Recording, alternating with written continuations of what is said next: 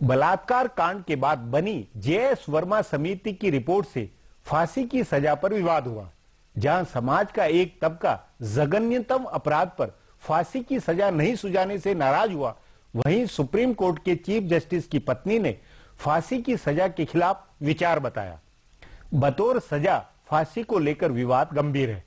इस पर चर्चा के लिए आज मेरे साथ वरिष्ठ एडवोकेट जगदीप धनखड़ है। जगदीप जी, अपने कानून में फांसी की सजा का प्रावधान है, उस अनुसार कोई 250 कैदी फांसी की सजा पाए हुए हैं, लेकिन फांसी हो नहीं रही है। क्या ये नहीं लगता है कि अपनी व्यवस्था, अपनी राजकाज, उसमें कोई राजनीतिक इच्छा शक्ति ही नहीं है कि जिनको सजा मिले उस पर अमल करवाए? ये जो है, तो उसके चलते क्या ये अब जरूरत वक्त नहीं आ गया कि इस सजा को ही खत्म किया जाए? नहीं, देखिए, फांसी की सजा को चुनौती सुप्रीम कोर्ट में दी गई और कई बार दी गई, और सुप्रीम कोर्ट ने निर्णय दिया कि हाँ, फांसी की सजा कानून के अंदर जो प्रावधान है वो बिल्कुल सही है। पर सुप्रीम कोर्ट ने समय रहते हुए यह तय कर दिया कि फांसी रेयरेस्ट ऑफ रेयर केसेस में दी जाए। और आप देखेंगे कि ठीक है, फांसी की सजा दे देते हैं सेशंस कोर्ट, पर सेशंस कोर्ट अल्टीमेट कोर्ट नहीं है। सेशन कोर्ट यदि फांसी की सजा देता है तो रेफरेंस करेगा हाई कोर्ट को। अब ऐसी परिस्थिति के अंदर इतने ज्यादा संख्या होना तो एक चिंता का विषय है, पर फांसी की सजा कानून की किताब से अलग हट जाए, वो मैं समझता हूँ बहुत बड़ी चिंता का विषय। नहीं, वो क्यों? क्योंकि कई देशों में वो कानून की किताबों से हट गई है वो, और कई लोगों का कहना अभी भी जैसे है कि भाई फांसी वाले पर भी कुछ करुणा होनी चाहिए। ये जो तर्क है, इसको क्या कहेंगे? मैं समझता हूँ कि ये तर्क बिल्कुल ही दृष्टिगत नहीं रखता जो समस्याएं सामने हैं। जी। आप फौज क्यों मारती है जी सीमा पर? जी। क्योंकि वो लोग अपने देश पर आक्रमण कर रहे हैं। क्या किसी ने कभी कोई आपत्ति उठाई? क्यों इतने लोगों को क्यों मार दिया? यदि अगर कसाब उस मामले में मारा जाता, किसी को कोई आपत्ति होती? नहीं होती। क्यों?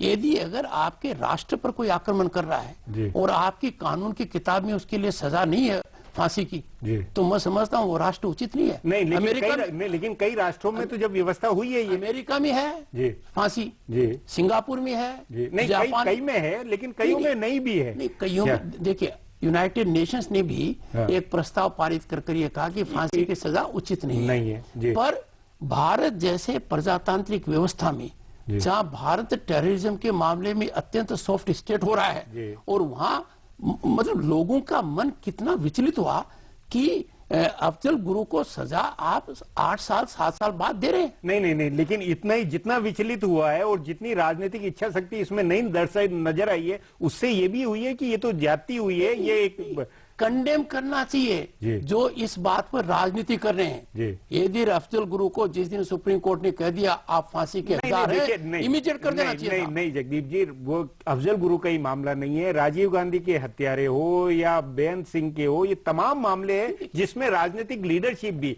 या जो सत्ता में है, जिनको निर्णय करना, वो भी अमल नहीं करवा पाते। तो फिर आखिर उसकी तुक क्या है? नहीं, देखिए, मुद्दा बिल्कुल अलग है। प्रेसिडेंट को अधिकार है कि वो फांसी की सजा को कम्यूट कर दे। दिक्कत क्या आ रही है कि प्रेसिडेंट इस मामले में तय नहीं कर पाता है। हो सकता है कोई विशेष परिस्थिति हो तो प्रेसिडेंट कहते कम्यूट कर देंगे। प्रतिभा पाटिल, जिनको 5 मिनट का समय अफजल गुरु के लिए नहीं मिला, उस प्रतिभा पाटिल ने करीब 2 दर्जन लोगों की फांसी की सजा कम्यूट की। तो मैं इस नहीं, तो वो भी एक इस बात का प्रमाण है कि फांसी का अगर मतलब सुप्रीम कोर्ट से भी फैसला है या तमाम हाई कोर्ट और उससे फैसला आया, उसके बाद भी राष्ट्रपति के स्तर पर या गृह मंत्रालय के स्तर पर उसमें देरी होगी या फिर वो मामला फैसला बदला जाएगा। तो कुल मिला के वो प्रक्रिया ही जा रही है। देखिए, मैं कहता हूं अफजल गुरु का मामला लीजिए, 2 इसमें बड़ी भयानक स्थिति सामने आई है। एक तो 6-7 साल तक आप उसकी याचिका को तय नहीं करते, फिर उस याचिका को 6-7 साल बाद तय कर रहे हो और इतना समय नहीं दे रहे हो कि आगे उसकी कोई कार्यवाही कर सके, जो इन्होंने ऑब्जेक्शन लिया है। मैं कहता हूं इस पूरे मामले में राजनीति से इतना इन्होंने गड़बड़ कर दिया कि पूरी व्यवस्था चरमरा गई। नहीं, तो वही तो बुनियादी सवाल तो वही है कि वो राजनीति, वो व्यवस्था, उसमें जब समर्थ ही नहीं है तो आप आखिर इसको खत्म क्यों नहीं कर देते हैं? फांसी की सजा को क्यों खत्म करो? राष्ट्रीय हित को खत्म क्यों करो? फिर जो लोग सत्ता में उनको बदलो। यदि अगर व्यवस्था को ढंग से कोई संचालित नहीं कर पाता है तो परिवर्तन उनमें आना चाहिए, फांसी की सजा में क्यों? मतलब आपका कुल मिला के मानना है कि नहीं, फांसी की जो ये सजा है ये रहनी चाहिए, और ये अगर राजनीतिक इच्छा शक्ति मैं इससे कहीं आगे जाकर कह रहा हूं, इससे कम सजा कोई हो ही नहीं सकती। हिंदुस्तान के लिए बहुत जरूरी है कि यदि अगर हम पर सॉफ्ट स्टेट का लेबल नहीं लगता है तो हमें इतनी कठोर दंड तो रखना पड़ेगा। क्या आप ईंट का जवाब पत्थर से नहीं दोगे?